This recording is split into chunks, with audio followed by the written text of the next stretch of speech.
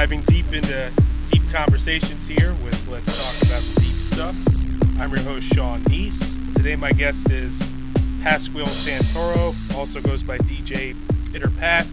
He does punk rock DJing on Thursday nights at Auto Shrunken Head in Alphabet City, which is like the Lower East Side. I guess it's kind of the same there. And like he plays like old school punk, hardcore punk, and any other genres that are punk related with his DJing. And you've been involved. He's been involved in the punk scene like since like the 80s, right? 80s, 70s, late 80s, early 90s. Just tell us about yourself and I guess how you first got exposed to punk and like what drew you to it, and I guess what punk means to you, because I feel like it means different things for different people, and like it's not just a music, it's also like, you know, it's a lifestyle for a lot of people. It's like and people have different ideologies within it. Like there's not one way to be punk really. Like I feel like there's different ways people identify with it or relate to it. Right. Yeah, I agree with you. I think that coming from a perspective of, you know, where people have come from in their life, it's basically what punk did for you. And what it did for me was, you know, I was coming from a typical R&B pop background, you know, and I discovered punk, you know, in my early adult life, which is late for some people, but it was perfect for me. I don't think I would have embraced it as much if I didn't have some of the knowledge I needed to embrace it, you know. So when I moved out into Manhattan, you know, I was homeless, you know, at first, and it was literally by choice. I needed to get out of where I was, and I was like, you know what? I'm young. I can do this. I can get out of this situation. If I end up homeless, then like I'll work my way out of it. You know, I'm young and I can do this. Well, if I say it wasn't that easy, you know.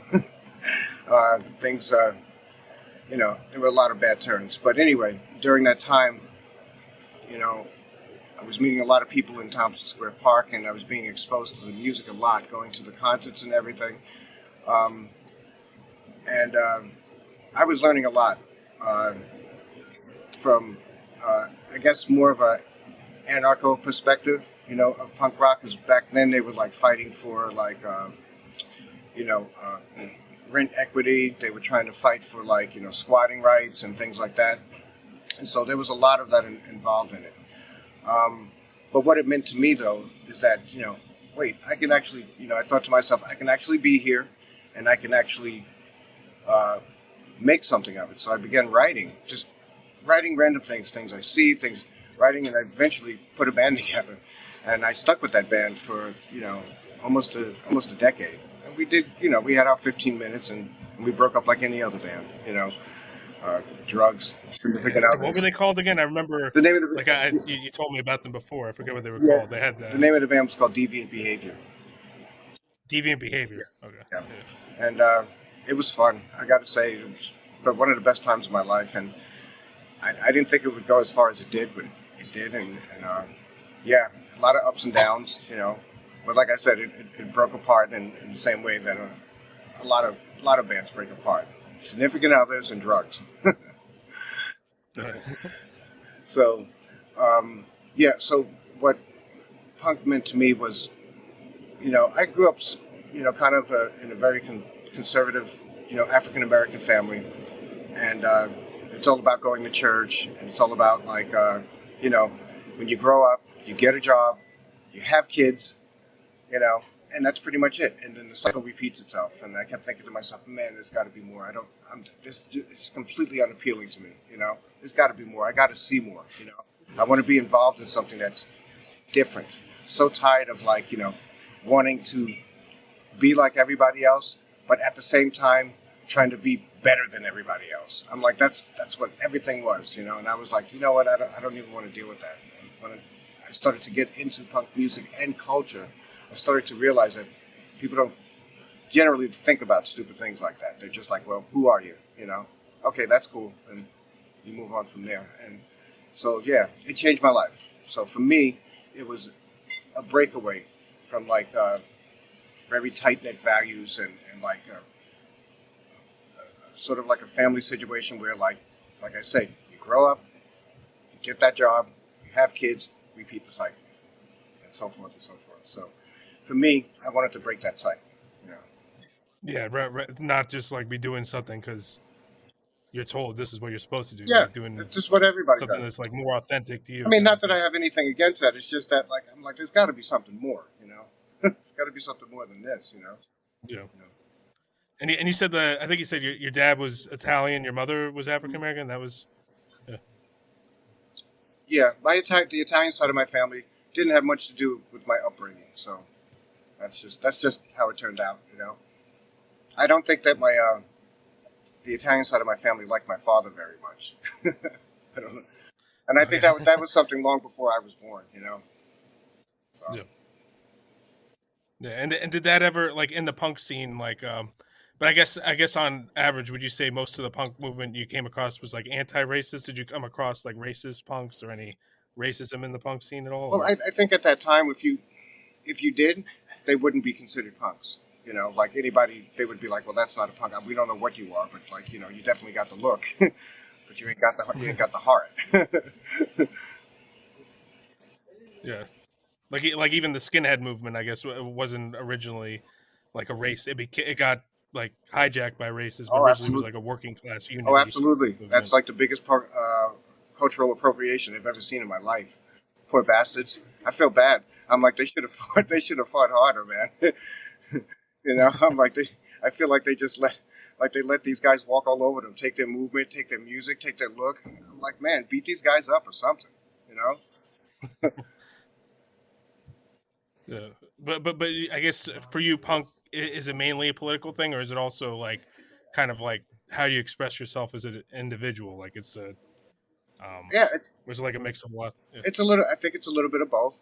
Um, you know, individuality is really important, but as I've gotten older, I've also understand the importance of community as well. You know, because um, a lot of I feel like there hasn't been anything to pass the torch on to, like the kids of the 2000s, the millennials, and the Generation Z. Yeah, they're punk rockers, but there's this disconnect as where like when I was coming up in the punk scene, there was a togetherness between the 70s, 80s, and 90s punks, and then all of a sudden there was this gap, you know, and there was nobody to pass that pass that torch on to, and so and that made me realize the importance of community as well as your individuality. Like I'm not so much to say as myself as being such an individual that I'm willing to step on somebody else's individuality. You know what I'm saying? It's like I do believe in community as well. You know, so yeah, it's an individuality thing. It's a little bit of politics. You know, I think the very statement of being a punk is political, even without making that statement, without just saying anything. It's political because you're kind of running up against the grain. You're not exactly doing what you've been told to do. You know what I'm saying? So just in that alone, it's already making a statement. So Yeah. And would you say that what most people think punk is and like what punk actually is are two different I things? think the best way to describe punk is what it's not. You know, and at this point, I don't, I would look at, um, I would say it's not pop culture. You know, so it could be anything below that. You know, anything, all of the above. You know, except for being pop culture. It's not generally pop culture, even though there is something called pop punk, which to me is like, I don't know, it's like I don't know, it's like a soup with shit in it or something. I don't know, but I'm like, Just like taking your own route rather than whatever the popular trend is or the for the popular most part, but in and of mainstream. itself, we still got to admit it's a community. So yeah, three-chord punk in that leather jacket, it's a uniform in its own way. It's just not pop culture. It's not,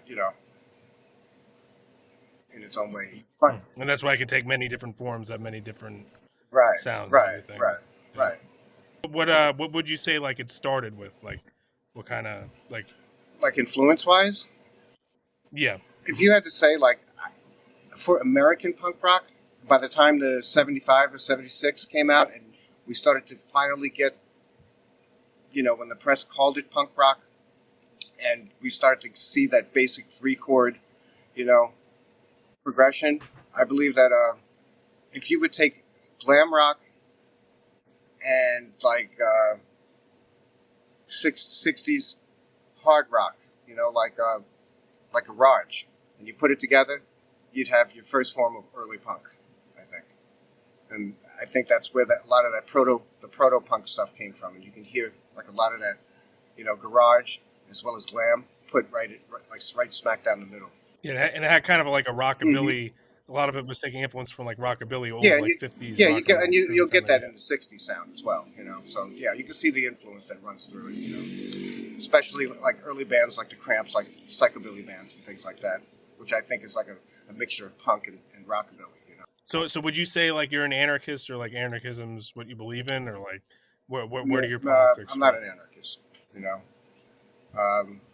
It's hard. I would say I was a progressive, at best. I have progressive values. I don't believe in anarcho-punk. I mean, like I said, it's up to what people believe. I've seen people put like, that anarchy symbol and then right next to it equals, and then it has a peace symbol. And I'm like, well, I beg to differ, or like I'll see like, for me, it would be more like an anarchy symbol equal and then the arrows of chaos. To me, that's more realistic,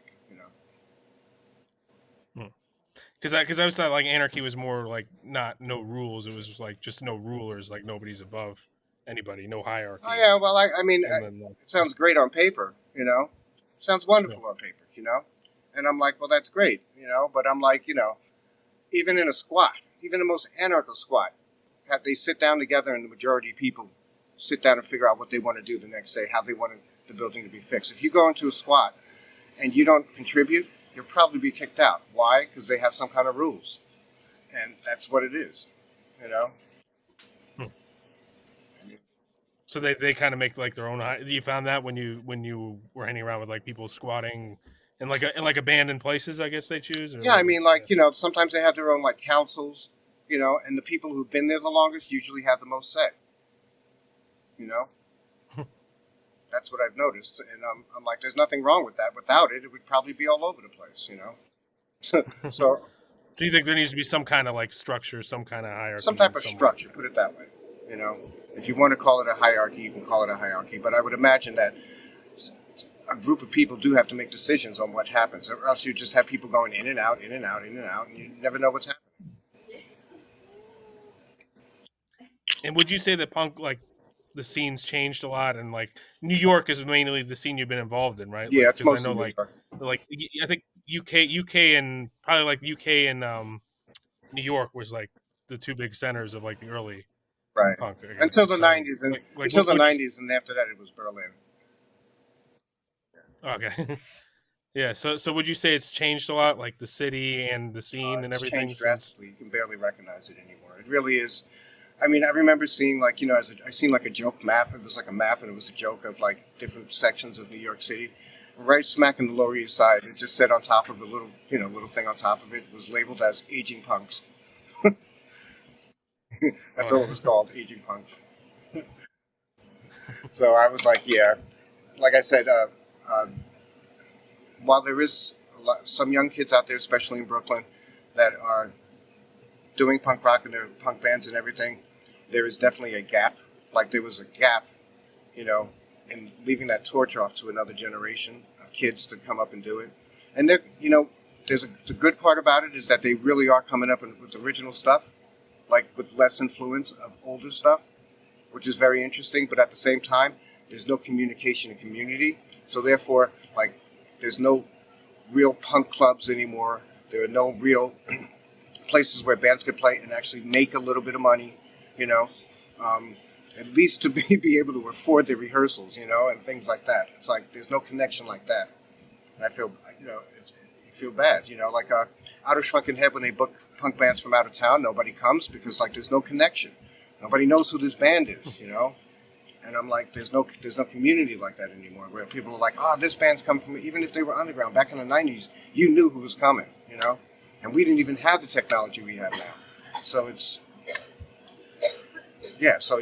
drastically different, and it's hard to recognize, to be honest. So like people aren't as like dedicated to the music or the scene, and like you feel like the younger people who are in the scene don't look like at older music or older. In many ways, I mean, you see a tad bit here and there, but yeah, they seem to be doing their own thing. I mean, I'm proud of them for doing it, but I wish there was more connect, I mean, Yeah. when I was coming up, most of the punks I hung out with were way older than me. I used to hang out with Jane County, I mean, and Dick Manitoba, and from the Dictators, and like all the old schools that were still here, and we were still together. They were the Dictators. I listened. They're like old school. They were all Jewish too, and they had like the Jew fro. Like I'm Jewish too, but like the Dictators, I know like they had the like the Jew Yeah, fros yeah, and yeah. everything. That was the '70s, Yeah, baby. The yeah. '70s. But yeah. So I'm like, uh, like these kids are doing their own thing, and there's not really as much of a connection as I wish that there was. And I think with that connection would be community, more places to play. You know, I think if the clubs had paid us better in the '90s, that some of these bands would have gone on to like getting a little bit of money to maybe opening their own space, maybe a record label or something like that. There's not a lot of that going on anymore.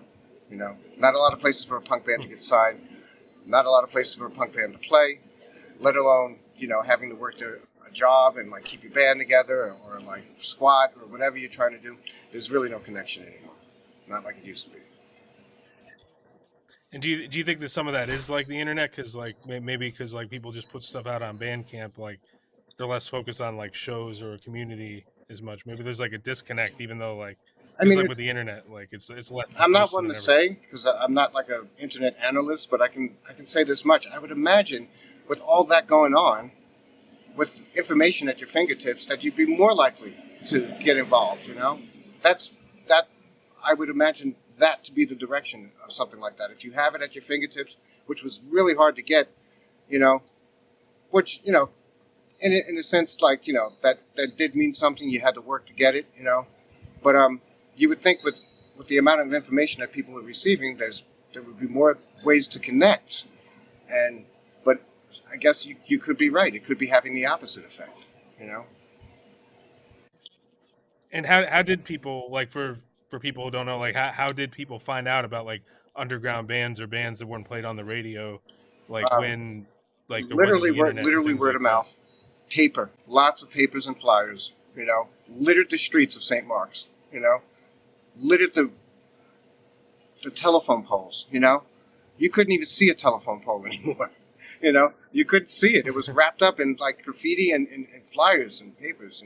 And back then, we had a lot more clothing stores. You'd have tons of flyers. We had fanzines everywhere. Somebody was doing, people were always busy doing something. And of course, word of mouth. You know, so that's how we did it.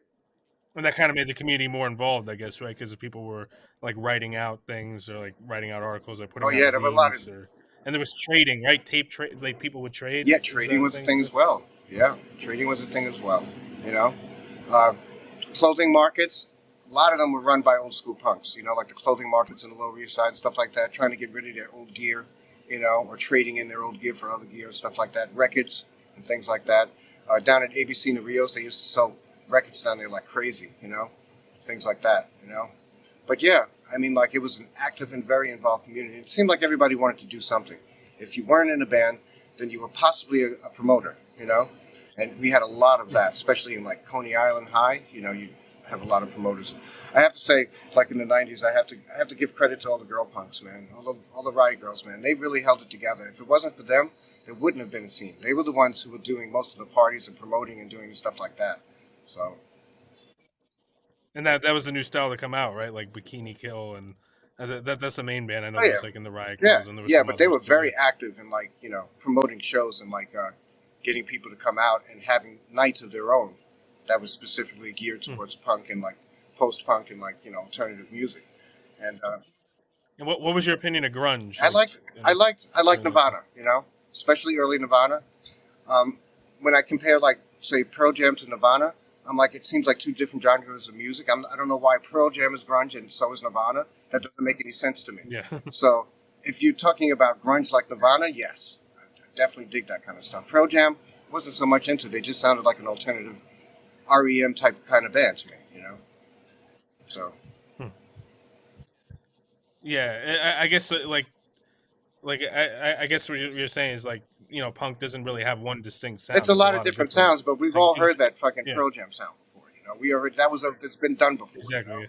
Wasn't like Yeah. Well, it's more just like like I guess I would call it like classic rock or something at this point. It's not Yeah, really like there's not like a rawness right, to it right, really. Or right. something. Yeah. But yeah, I loved grunge. You know, I mean, at least it was something in the '90s, and it was a subculture movement, and it was something for the kids to get involved with. You know, it was Seattle sound. You know what I'm saying? That's their sound of punk. You know, so yeah, and I expect punk to be like that from different parts of the world. You know, I watched a Yeah. documentary not too long ago, well, a while ago, about like Indonesian punk, punk in Japan, punk in China, you know, punk in different parts of Asia. Really interesting shit, even in Africa, you know, because there's Hmm. a huge skating culture going on, and it's bringing in the punk music with it, you know, in places like Ethiopia, you know. Yeah, that's kind of neat because it's like that kind of shows like that's what neat about like alternative subcultures or like punk or something like that is like somebody like in a totally different culture could find it because they don't totally relate to the mainstream of Right, whatever their right, culture and is. So it's like, and then in that effect, you kind of see everybody's like human and is like one or what everything. Like you don't, it's hard to see him as like the stereotypes or what. I think that could kind of break down barriers, like yeah, that kind of shared yes. interest I and like stuff. and I like Yeah. the idea of breaking down walls. I can't stand walls. I don't like to be trapped behind one, and I don't want to be on the outside of one. So you also got into like synth Mm-hmm. music and like industrial and other genres Mm-hmm. like that, Definitely, right? definitely. So and that connects Yeah, to punk as yeah. well. For me, it wasn't too far off the family branch, you know. So I was like, I like to dance, and I like 4/4 music, and I want as a DJ, you know, I want to be broader, you know. I don't want to be just with one thing. I want to be broader and be able to do different things in different styles of DJing, which is like beat matching and things like that. Industrial is my favorite to go to because it's aggressive, pissed off, angry, dark, you know, dystopian, you know, and I love all that. And how did you gravitate like once you were done like doing the band? Like how did you get into getting the being the DJ from Well, there? actually, while I was in the band, from time to time I would DJ, but it wasn't something I took seriously until after I lost the band. Because honestly, I mean, that was my little baby, and I felt like Tom Hanks at the end of fucking Castaway when he was standing at that road. He was looking down these like four different roads, and he didn't know which way to go. That's where I was after I lost my band, literally, you know. And so I decided, well, why don't I really take DJing seriously? At least I'll be working with myself and not four other assholes with their own egos and like whatever other problems they came with, you know. So DJing was the move for me, and I started up. I mean, I remember my first one of my first gigs was at uh, Kimbra. What's her last name? Kimbra Fowler. Yes, Kimbra Fowler from the Voluptuous Horror Karen Black, the lead singer from one of my first DJing gigs live outside of being at home was with two tape decks and a mixer at her house, and it was kind of a disaster because I don't think they liked what I was playing, and it was a sobriety party, and I brought tons of beer with me, and like I didn't know that, and like so like they must have been like, yeah, what the fuck is this, you know? But anyway, that was one of my Oh, shit. that was one of my first, and yeah, from there I took it from there. You know, I started making mixtapes and selling them in the Lower East Side, you know, and with things like that, doing like industrial music and things like that, you know. Yeah, and I just kept with it. But one of my most residential gigs, my first residential gig, would be at a Motor City Bar. Motor City Bar on Ludlow Street, yeah, on Ludlow Street, and I did that for years over there. And that was a great bar. If you were ever going to play anywhere, that was a great place to. That was a great place to be. A great time in the '90s punk history. That's punk and rock and roll, you know. Hmm. So,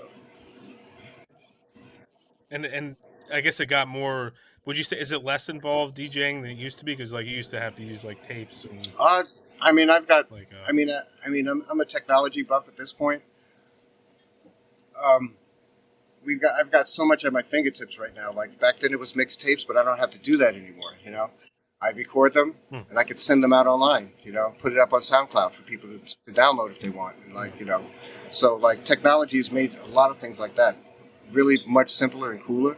Before I would have to make a mixtape get the tape, drag my ass into the city, into Manhattan, drop the damn thing off, get paid for it. That in itself was like 3 hours. Not including the mix itself. If I had to get something done today, I don't have to do that. But like, And you showed me there was like a program you used too for DJing, right? And you said you have to own all the music in order to DJ. yeah, you have to buy the music. In other words, you can't stream it.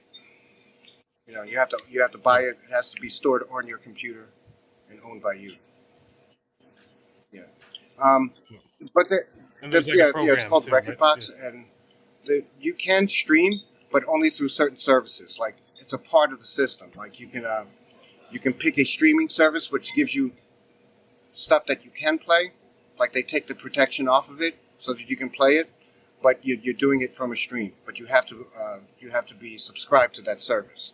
It integrates with the program. There's several different services that integrate like that. So if you have stuff on your computer and you have a large variety of stuff that's cloud-based, and you can DJ that all together in one sitting.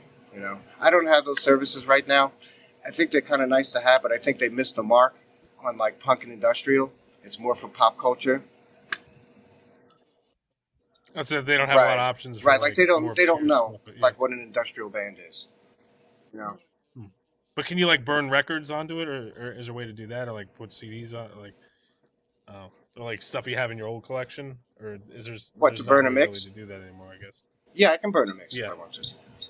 What I would do is pre-record it and then take that and then burn it to CD. And like if you have something on vinyl, is there a way to get it? Yes. Like in the digital. Yes, it's called DVS, and that's a system that most modern DJ programs will take. What it does is there's two ways you can do it. You can if you're going to use DVS comes with this vinyl that has basically nothing on it except a code. It's like a SMPTE code, and it's a code. It's 2 pieces of vinyl, and the music that you're getting, the source of the music is actually from your collection on your computer. So you're not changing the vinyl. You're not taking one record off and putting it on. You're just changing it through the system, and it gives you the feel, and it allows you to control and operate the system itself through vinyl. In other words, your turntables become the remotes. And so you can do it that way. And there's another way where you can just take an analog turntable and use an A to D converter and put it into your computer and mix that way. But it's called DVS, and like you can use turntables to. They have to be like USB turntables or whatever, and you can DJ with vinyl if you want. DJ like a vinyl DJ if you want. Yeah, because I kind of wanted to learn. Like, I thought it'd be fun to like do some DJing, but I see like it's a lot. You showed me like it's a lot to, because I kind of wanted to do like a synth wave theme song or like different like synth genres. Right. That's another thing. I like to do new wave and like what they call minimal synth and like electro wave. I like doing stuff like that. So I've been collecting a lot of that stuff lately, and I've been using it and mixing it in on my industrial nights, like on my broadcast nights. Yeah, and you still like a lot of the new artists out there. Like you still find artists out there. Yeah. I take what I like out of it. I mean, I'd say if I have 10 records, hopefully 1 out of 10 I might be like, hey, this is doable. I can actually play this, and I'll be cool with it. Even at low numbers like that, I'm cool with it. I'm cool and open to new music. New artists and stuff like that. Some stuff is just trash, but yeah. but totally open to like new stuff. So are there ways like you've changed or your outlook on things have changed, or maybe like what punk means for you, or like what your philosophy has it changed like through your experiences and people you met, or just like well, you know what, I'm not going to kid myself. I'm an aging punk. That's all there is to it. I am an aging punk. It's not getting any better for me at all. So I want to take maybe the next few years of like DJing and do the best that I can. Like go out with a bang if I can. I don't plan on doing this forever. So I just want to. Right now, I'm more busy seeing how far I can take this, and if I can actually make a connection with the younger generations. So I think in January I'm going to approach a couple of friends of mine who may have the financing to maybe help market me a little bit better. You know, if they're willing to make an investment in me, then maybe I can use that for better marketing, you know, and try to reach a younger crowd. Maybe it'll open up my work schedule so I have more time to do what I really like to do rather than what I have to do, you know. Oh, so like you kind of want to Oh, DJ like yeah, other places, I do. I get do, it up. yeah. Especially concert venues and stuff like that, which, you know, it's not unusual that I do a concert, but there's not as many concerts. Yeah. I mean, you know, actually, there's a place, the Meat Locker here, like in New Jersey, in Montclair. I could picture they would probably they'd be cool with you like Really? doing something Really? like that there. Yeah, because it's like a punk club, and they have like the people who run it. I mean, it's like lately it's been a lot of like grindcore metal shows, but like they also have like punk shows. It's kind of like a CBGB like club, and sometimes they have other things there like open mics. I could see like like if you wanted to do a punk DJ night there, I think that That that's what sounds something excellent, they you do know. probably. It does sound excellent. Yeah. But it's hard, you know, because I'll go out to a place like that and people out there won't know who I am, so I may not get a crowd. I'm certainly not going to get a fucking, God, a New York crowd to get out there. I mean, for Christ's sakes, they get pissed off having to travel across the bridge, you know, to another borough, let alone get them to come to another state. Well, that what I've noticed about that place is it seems to have like a regular group of people that like kind of go there. So Nice, like if they nice. see something that's going like, yeah, Good. If they have a nice built-in crowd, it's, you know. yeah, maybe I'll send you like I'll see like where to contact. I know Right, there's like right, two people who run it. right. I'll like ask those. Yeah, And, but like has like your politics or your views about what punk means, at least for you, like changed as you've gotten um, older? well, that's the whole thing. I mean, like I said, I mean, the very act of being punk was political to me to begin with. It wasn't what you said or what you necessarily everything that you believed in, but the defiant act of being a punk in a society where people expect you to go with the trend. That in itself, that's what punk means to me. You know, that's what it is. You know, more than anything. And you know, like politics aside, I mean, as a progressive, that doesn't necessarily. I mean, anybody can be a progressive. You don't have to be a punk rocker to be a progressive. You know, so I'm like, that's my Yeah. politics. This is punk rock. You know,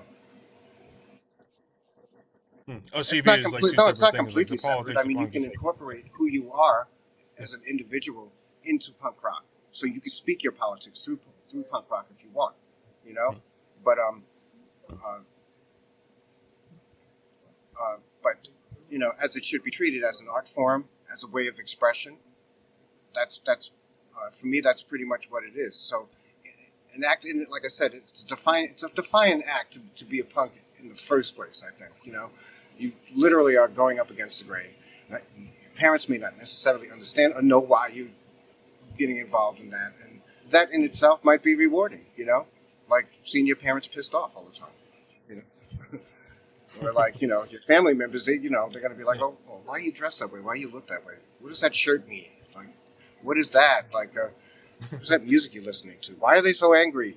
You know, or like, yeah, that is politics in and of itself. And so the politics haven't changed for me when it comes to punk rock. Punk rock politics is definitely your individuality, who you want to be. You know, um, and do you think like there's people who are like punks like in their way of thinking and their philosophy, but they're not as into like I feel like I remember there were even like some bands like the Dead Kennedys didn't yeah, really dress punk and stuff like some like less about yeah. the I mean, fashion too and less. punk rock is not a fashion show. So I'm like, you know, you can dress however you want, still be punk rock. Yeah, I mean, shit. That's why, you know, as I get older, the one thing I will say that's changed for me about getting older is that I'm trying less and less and less to judge a book by its cover, because I'm learning, you know, that like a lot of people think like that, think like punk rockers and would be punk rockers and never been exposed to the music. You know, I'm like, now there's a person that I want to hear. You want to listen to this? You know, because like they don't even know that they're already there. You know, so I'm like, Yeah, like on the surface you might not think you have things in common with them, but they have a lot of yeah. the same And ideas like then you want to break underneath it that all. record out and be like, oh, you know what you might like? You know, I'm like, that's my whole thing, man. Recruiting people, recruiting them. I want to recruit them. You know. Yeah. And have you done that a lot of autos? Like brought new people to it? Like that's where you mainly did.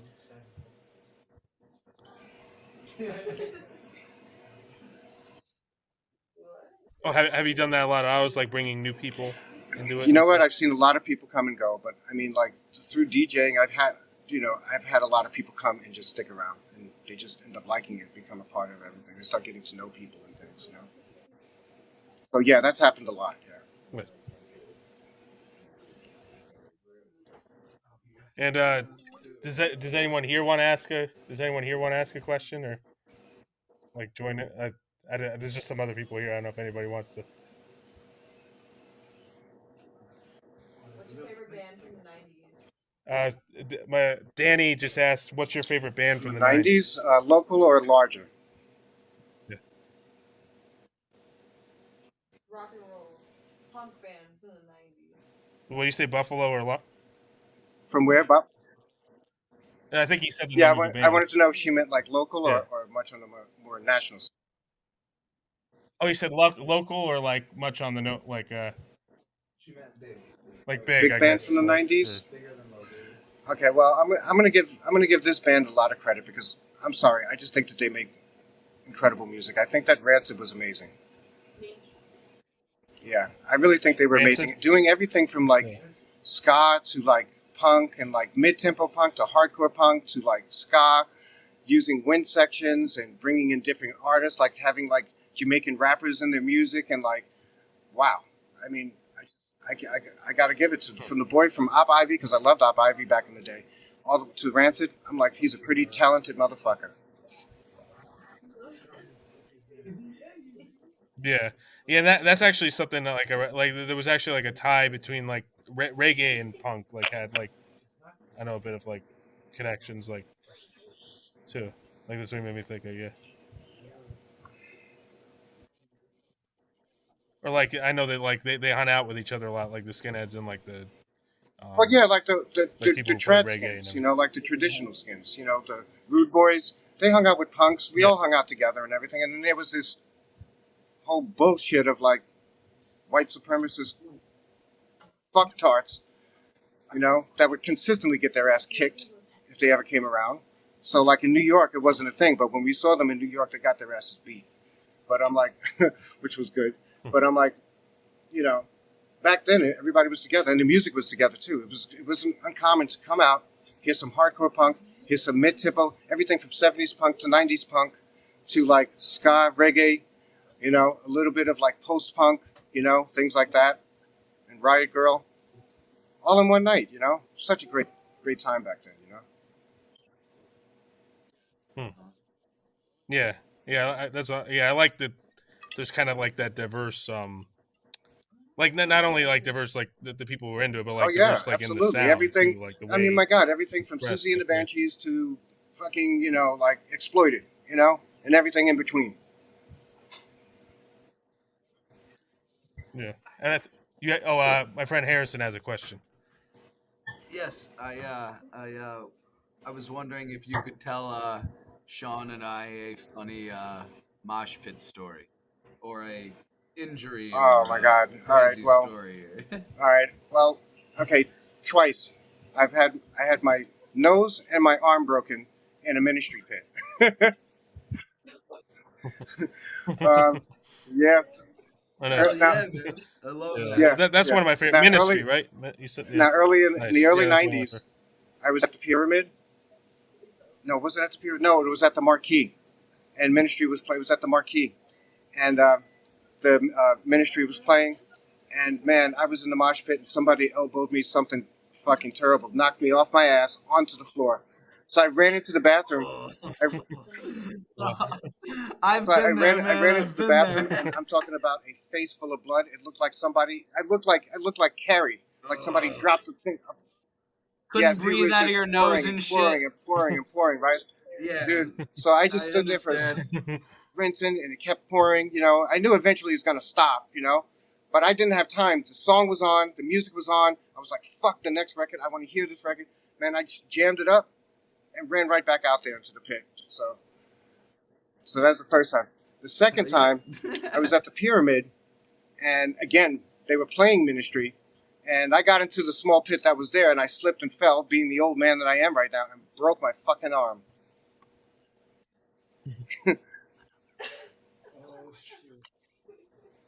Danny has another question. Wait, come over here. Okay, I have a question. Hold on. Yeah. Okay, do you like piercings or tattoos better? He's showing tattoos. Yeah. Said Yeah. tattoos. Yeah. I still want you to And pierce. he has yeah, piercings too. Yeah. What would I'm you sorry. like better is the question. She wants to know what you like better, piercings or That's a tattoos. hard question. I worked for Andromeda Body Piercing in the 90s from, I think it was 91 to, no, 92 to about 2000. I worked at a place called Andromeda Body Piercing and Tattoos. And so I was a part of that whole culture, everything. It was called Andromeda Body Piercings. The other side was called Cassiopeia. And yeah, we were like a sort of like a small chain from the West Village to, St. Mark's. And it's hard to say what I like because everything at that time was available to me. If I wanted a tattoo, I got it. If I wanted a piercing, I got it. And there was, if I had, if I hadn't started doing construction at some point in my life, I'd probably still have all the piercings I used to have, which was like, used to have the Earl, you know, I had like two spikes out of my nose like this. I had 8-gauge bullhorn, but I had to take a lot of that stuff out because I had to work construction. You don't want that kind of dirt inside your piercings. So I took a lot of that stuff out. But I loved getting piercings. I hated the healing process. Um, I still want to. So if I'm going to figure out which one I like more, it's probably tattoos at this point because they're just something. Yeah, because they're just something. There are things that need to be done. I need to finish this up.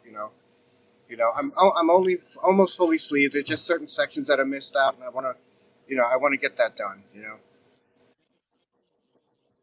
And the tattoos, are they like Oh yeah, significant parts of your every life? part of Like, them, like every part of symbols them or like. symbolizes something. Like for instance, this brick wall. That's when I told you I don't like walls. I don't like being behind one. I don't like being on the outside of one. Yeah. I prefer mirrors because it makes you look at yourself. But yeah. So that was this was like this is like it's like entrapment. It's the same thing with the spider web. It's entrapment, being trapped, like not being able to get out of a situation that you're in. And a lot of during that time, economically and like being on and off the streets, I felt trapped. I felt like no matter what I could do, I can't get myself out of this. So yeah, a lot of them mean something like from where I come from. And what can you say about like homelessness in America? Like, and I guess specifically New York City, like just Let from me your tell you something. experience When with you're it. down, Like, man, people love to kick you. I can tell you that right now. People love to fucking kick you when you're down, man. Even when they see that you are trying to pull yourself up, they will fucking pick up their foot and be like, just because you're there already, they'll do that. And that's what I've learned. I've learned that people will step on you while you are down, like in the pits. So, that being said, if you're ever on the streets and you don't have ID or anything like that or whatever, it's a long road. It's a long road back. It really is. A lot of people don't get that. It shouldn't even be called homelessness. It should just be called houselessness. Because like a home is a concept. It's a construct. What these people need are houses. You put a roof over their head, and they did this experiment in Utah, where they took homeless people in the Salt Lake City area, and they built the housing for them and put them inside, just to see what happened. These people had no jobs or nothing. 70% of the people who are housed managed to find work, and now they have bought into those homes. They're buying their homes, put a mortgage down, and everything. well, that makes sense. Like that gives you like more of like a motivate, like because otherwise, I guess it feels kind of Well, there's also a lot of barriers too, but there's also like Yeah, you don't well, feel as hopeless. I having a guess roof then over too. your head and Then being maybe able to that. take a shower, well, that's going to do something Yeah. for you. You know, that'll Yeah. definitely motivate you, especially if you want to keep it. So, like, it was an experiment to see what happens. 70% of the people who are housed kept them. You know, and I was like, there it is, right there. Oh, wow. And then, a lot of the homelessness in that Salt Lake City area disappeared because of this program, and it all came back. But it didn't come back from Salt Lake City homeless people. It came back because other homeless people in America found out about this program and started storming Salt Lake City. So now they're back to Oh, where wow. they were because everybody Nice. went there. So that's if we do something like Oh. that, it has to be more on a national level. 'Cause when people find out, they're going to go. Yeah. Yeah. So Yeah, But definitely. when I heard about it, I was like, damn, I wish they had something like that in New York when I was homeless, you know?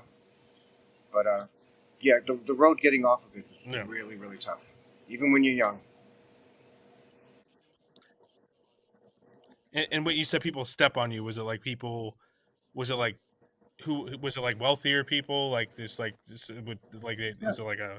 Or was it like people who Well, yeah, there's other a rat people on the race on the street, or street like like you what wouldn't kind? believe. So yeah, on the street, there's a hierarchy. So you know, and some people are doing some guys are better dumpster diving than others. You know, and so that's just the way it is. But yeah, these were just the average Joe, the average Jane, okay, who because you don't have a roof over your head because they get angry.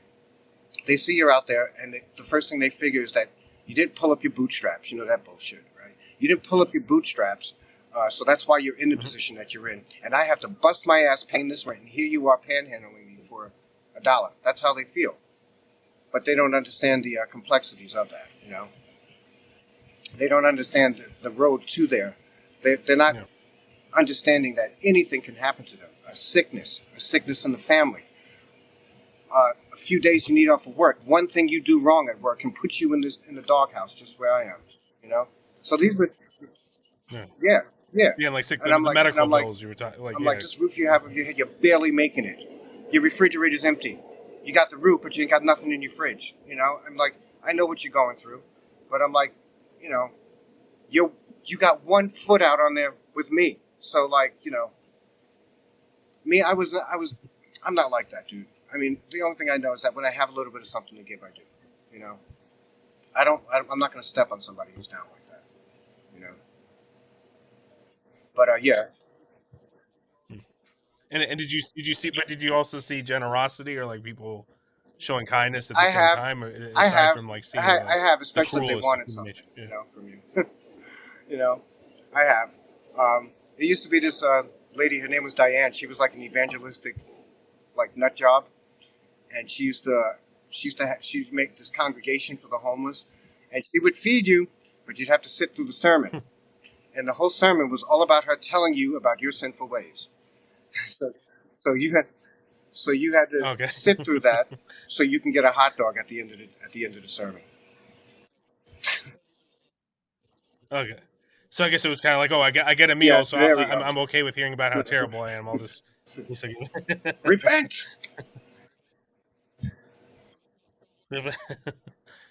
So what when you I'm guessing like did you met like a lot of Oh other yeah, people I guess who a were lot of people my age, a lot of homeless kids too coming in from and out of stuff town. like You that. know, the crusty kids or whatever.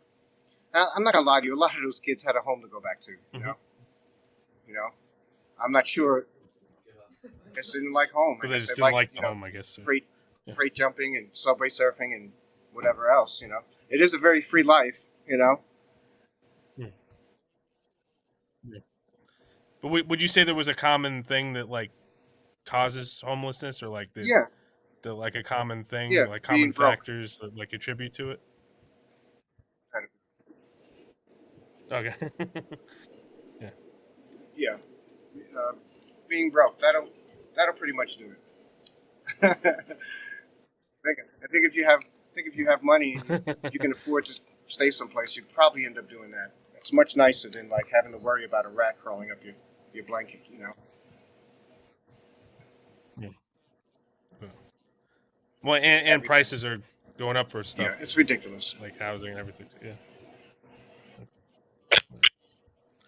So I guess maybe any final thoughts or things you'd Yeah, I like mean, to whoever's end out with there before we listening, it wrap would up? be really, really cool if you come down and see me DJing. How about that? That would help. You know? Yeah, Yeah. Yeah, Thursday night, Thursday nights at Otto's Thursday Shrunken punk Head, rock and happy hour. it's out. Yeah. Yeah, Yeah, East 14th Street between East A and B. 14th Street, right? Yeah. Wow. Yeah. We Yeah, all they're all saying no. Let's go. They all want to Yeah, go. So. you got that. And then you can also tune in, check out my website, djpitterpat.com. And you can also tune in for the broadcast that I do as well. So, yeah, check out my website and like, Where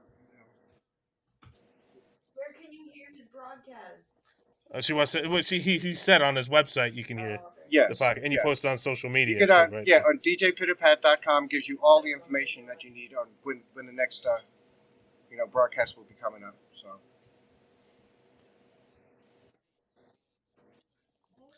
All No, right. thank you for Well, having me, Sean. yeah, You know, thank it's you been for a coming minute on. since I I've think this has seen you, been a and good. hopefully you come down. Yeah. If you come down, shout on me. You know that.